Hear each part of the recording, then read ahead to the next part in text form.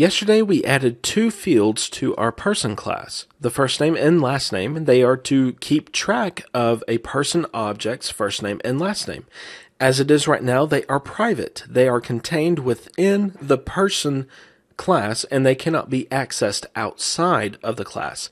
Now, we want this information to be available outside of the class because there might be times that we want to refer to a person object's first name or last name or both. So we need some way to make this information available.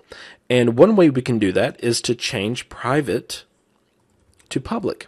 But we never, ever, ever want to do that with a field because this gives complete control to whatever is using our person class. Not only can it get that value, but it can set a value there as well. And we don't want that. There are some times that we will want some values to change outside of the class, but this is not one of those times. So we need some way to access these private values outside of the class. And this is where properties come in. Properties give us the control over the data within our class. We can allow certain access to the first name and last name properties to get that information, but then we can also deny the ability to set new information to those fields, which is really desired because once a person has a first name and a last name, we really don't want to change it. Now, of course, there are times when that is done, but we aren't going to write that ability. So to create a property, and we are going to create a property for the first name and last name fields, we start off kind of like a method. We have the accessibility modifier, public in this case. We could have private if we wanted to, but private isn't going to help us because private is not accessible outside of the class. Internal would be something useful, at least inside of this project, but we want first name and last name properties to be accessible to all because, the person class is available to anyone that wants to use it, and the first name and last name properties need to be that as well. That just kind of makes sense. So we're going to start with the accessibility modifier, and then properties can return a value, or they need to have a data type. So the first name and last name are strings, so our properties are going to be strings, and then we need the name of our property. And we are using Pascal case here because these are public, and as I said yesterday, whenever we wrote this say hello method, public members, and that's properties and methods, public members need to follow the Pascal casing convention. Now, things are going to get different from a method. Instead of having a parameter list, we have a code block. And then inside of the code block, we have accessors, and we have two accessors. We have get, and then we have set. The get accessor is used when something wants to retrieve information. So if we wrote some code, let's open up program.cs.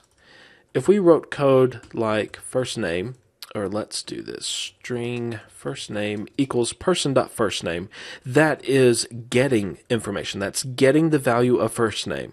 So that's what the get accessor is for. And all we really want to do there is return the value of first name. Pretty easy.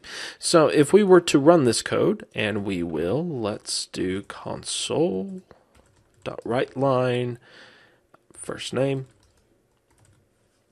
And when we run this, we will see John. Fantastic.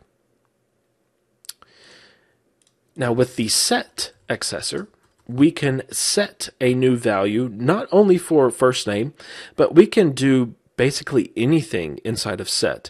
And in fact, we can do anything inside of get. These are kind of little mini methods, if you will. They are very limited methods, but you could write any type of logic inside of the getter or the setter accessor, and it's going to be fine. Anytime that the get or the set would execute, the logic inside of those code blocks would execute.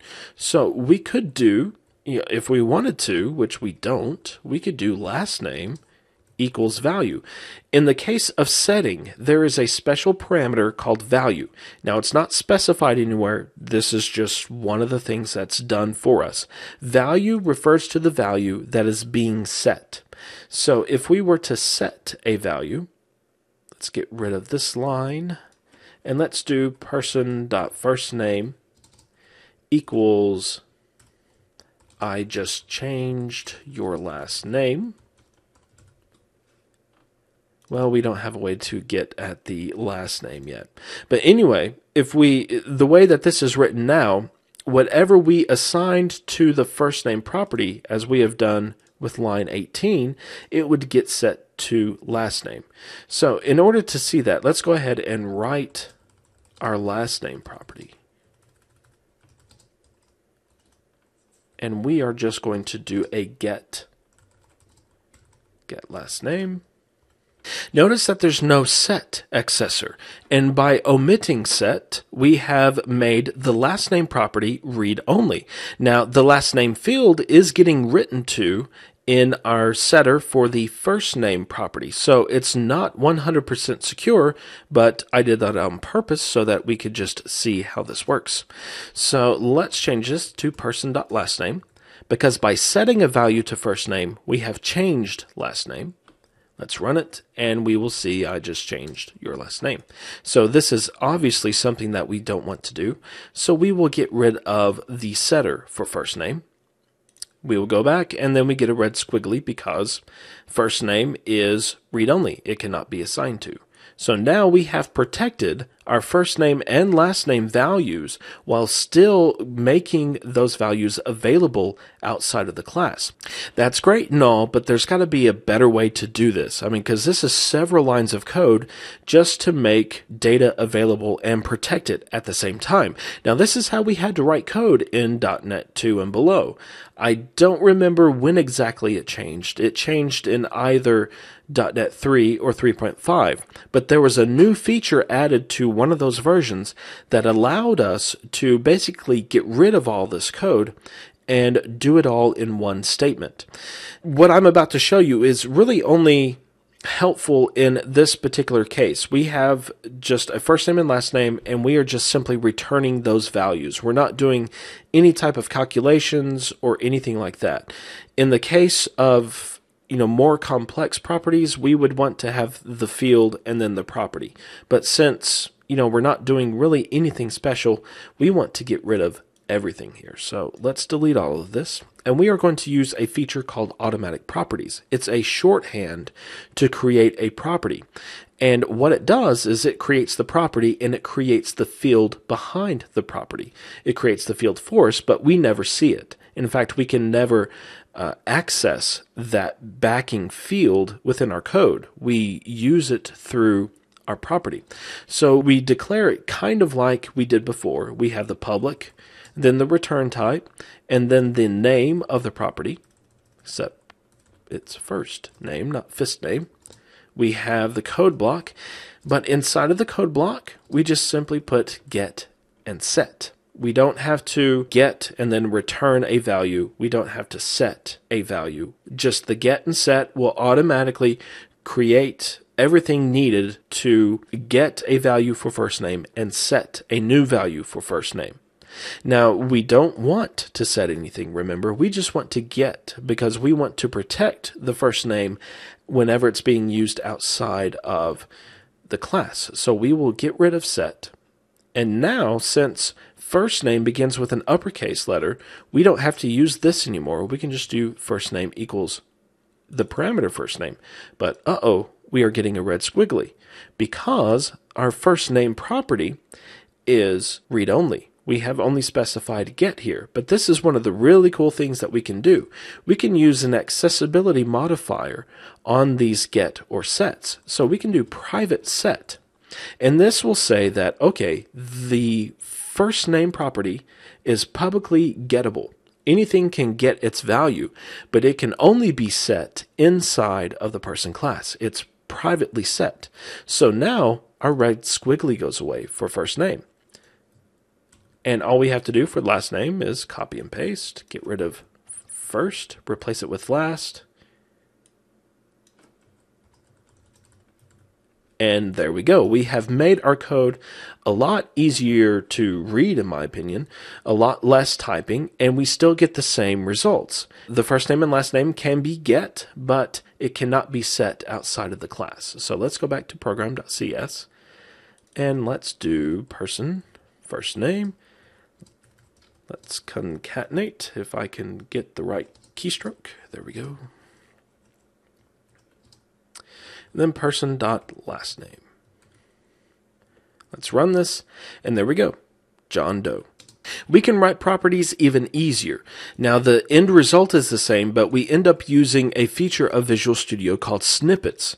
And it's just a few keystrokes followed by tab tab, and it will automatically create a placeholder set of code for us. So for these shortened properties, the snippet is prop, prop. Then press tab tab, and it will give us some code. Now we have two fields within this snippet code that we can change. One is already highlighted for us, the int. This is the return type, so we can just start typing string. And then by pressing tab tab, it'll go to the next field, the name of the property. And it automatically defaults to my property, but we can set it to whatever. We have a first name and last name. Let's do middle name.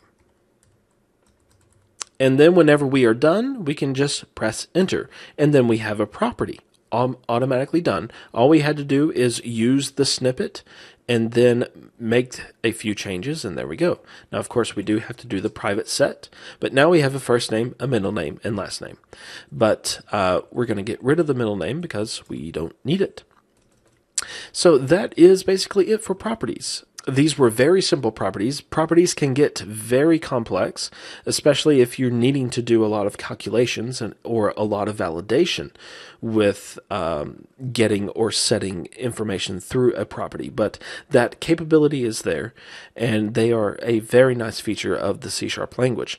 So tomorrow we are going to look at overloads, which is another good feature of the C# language, but it's not just C#.